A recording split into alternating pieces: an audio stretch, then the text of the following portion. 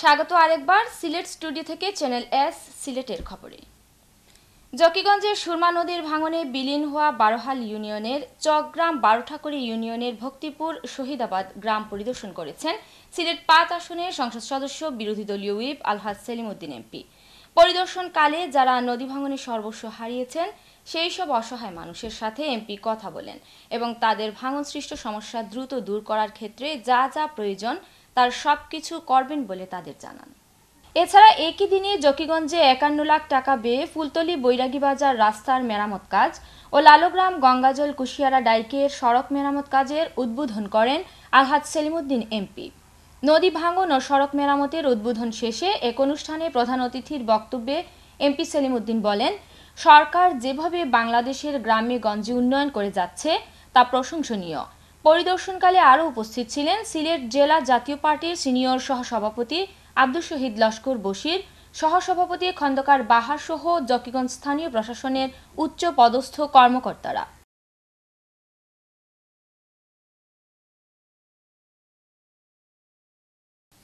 দুর্নীতি দমন কমিশন দুদকের কমিশনার ডক্টর নাসির উদ্দিন আহমদ বলেছেন, বাংলাদেশ এগিয়ে যাচ্ছে, আমাদের অগ্রগতির পথে বড় বাধা হচ্ছে দুর্নীতি। দুর্নীতি কমিয়ে আনতে পারলে বাংলাদেশ আরও এগিয়ে যাবে, তাই দুর্নীতি প্রতিরোধে সবাইকে একসঙ্গে কাজ করতে হবে। সুনামগঞ্জের দিরাই পৌর শহরের উপজেলা পরিষদ মিলনায়তনে দুর্নীতি প্রতিরোধ বিষয়ক গণশুনানি অনুষ্ঠানে প্রধান অতিথির বক্তব্যে তিনি এসব কথা বলেন। দুর্নীতি দমন কমিশন দুদক ও ট্রান্সপারেন্সি ইন্টারন্যাশনাল বাংলাদেশ টিআইবি যৌথভাবে এই অনুষ্ঠানের আয়োজন করে। গণশুনানির আগে শহরের দুর্নীতি বিরোধী বর্ণাঢ্য শোভাযাত্রা ও মানববন্ধন হয়। এতে বিভিন্ন শ্রেণী ও পেশার লোকজন অংশ নেন। শোভাযাত্রা শেষে সুনামগঞ্জের জেলা প্রশাসক শেখ রফিকুল ইসলামের সভাপতিত্বে অনুষ্ঠানে নাসির উদ্দিন আহমদ ছাড়াও বক্তব্য দেন সুনামগঞ্জের পুলিশ সুপার মোহাম্মদ হারুনুর রশিদ, দিরাই উপজেলা পরিষদের চেয়ারম্যান হাফিজুর রহমান তালুকদার, টিআইবির সুনামগঞ্জের সচেতন নাগরিক কমিটির সভাপতি নুরুল রব চৌধুরী। আলোচনা পর্ব সঞ্চালনা করেন টিআইবির সনাক সদস্য ও সাংবাদিক খলিল রহমান। টাঙ্গুয়ার হাওর বাংলাদেশের বৃহত্তম গ্রুপ জলমহালগুলোর অন্যতম। বাংলাদেশের উত্তর পূর্ব প্রান্ত সুনামগঞ্জ জেলার ধর্মপাশা এবং তাহিরপুর উপজেলায় অবস্থিত জীব বৈচিত্র্য সমৃদ্ধ মিঠা পানির এ হাওর বাংলাদেশের দ্বিতীয় রামসার এলাকা। এখানে ভ্রমণে আসা দেশি বিদেশি পর্যটকদের নিরাপত্তায় জেলা পুলিশের তত্ত্বাবধানে স্থাপন করা হবে ট্যুরিস্ট পুলিশ ফাঁড়ি, নির্মাণ করা হবে রেস্ট হাউসও। টাঙ্গুয়ার হাওরের রূপ বৈচিত্র্য ও সম্ভাবনা নিয়ে বেলাল আহমদের 2 পর্বের ধারাবাহিকের আজ দেখুন প্রথম পর্ব। ক্যামেরায় ছিলেন আমিমুল ইহসান রাহিন।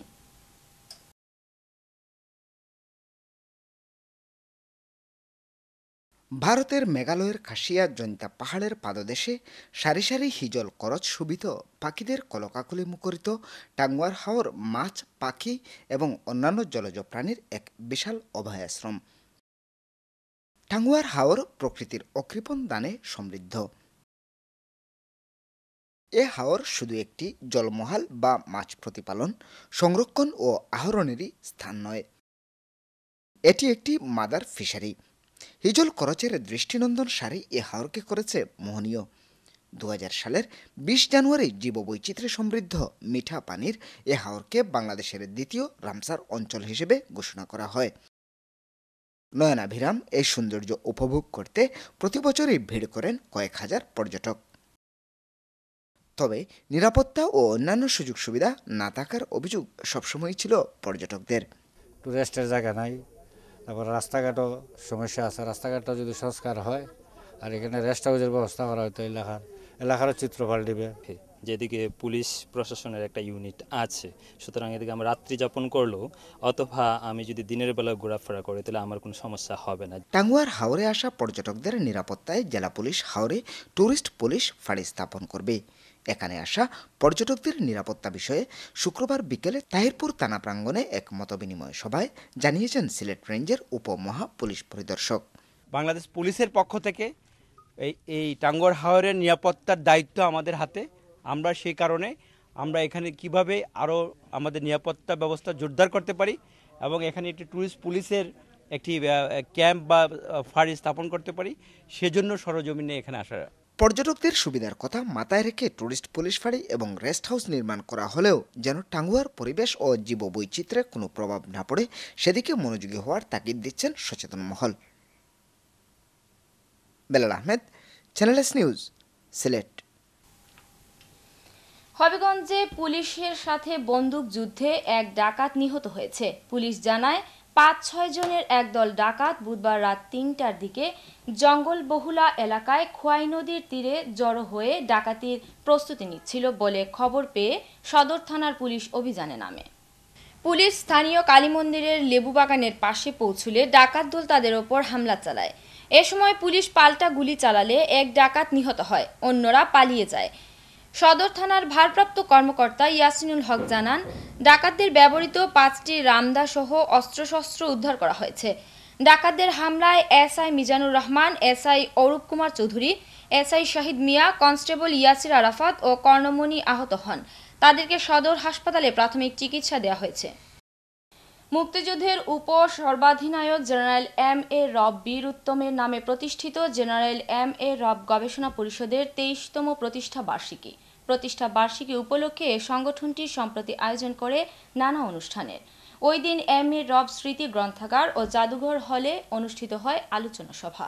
সভায় প্রধান অতিথি হিসেবে বক্তব্য রাখেন হবিগঞ্জ লাখাই আসনের সংসদ সদস্য অ্যাডভোকেট মোহাম্মদ আবু জাহির।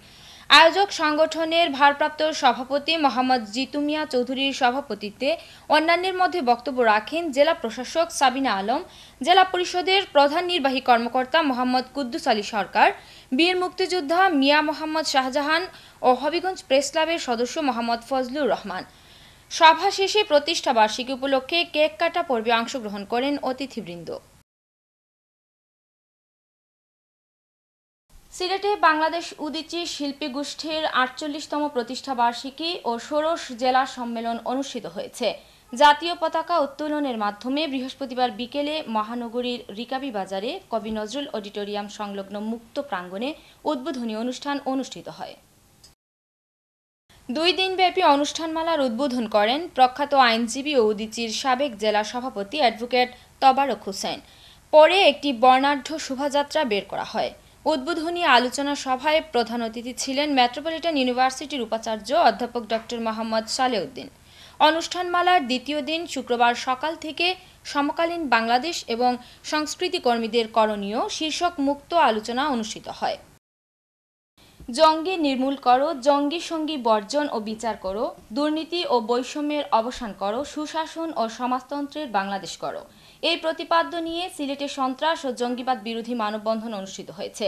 বৃহস্পতিবার বিকেলে জাতীয় সমাজতান্ত্রিক দল জাসদ জেলা ও মহানগর শাখার উদ্যোগে সিলেট কেন্দ্রীয় শহীদ মিনার প্রাঙ্গণে এই মানববন্ধন অনুষ্ঠিত হয়।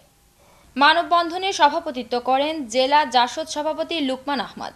বক্তব্য রাখেন মুক্তিযোদ্ধা অধ্যাপক আব্দুস সুবহান, জেলা জাসদ সাধারণ সম্পাদক এ.কে. কিবরিয়া চৌধুরী, মহানগর নেতা আমিরুল ইসলাম চৌধুরী এহিয়া, পিয়াস আহমদ, সুলেমান আহমদ, জেলা সাংগঠনিক সম্পাদক লালমোহন দেব, আব্দুল বাসির বাদল, সাংস্কৃতিক ব্যক্তিত্ব অম্বরীশ দত্ত ও আবুল হাসিব চৌধুরী। পরিচালনায় ছিলেন মহানগর জাসদ সমন্বয়কারী মিশফাক আহমদ চৌধুরী মিশু।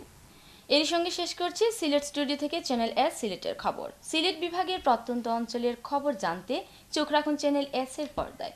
এতক্ষণ সাথে থাকার জন্য ধন্যবাদ। আল্লাহ হাফিজ।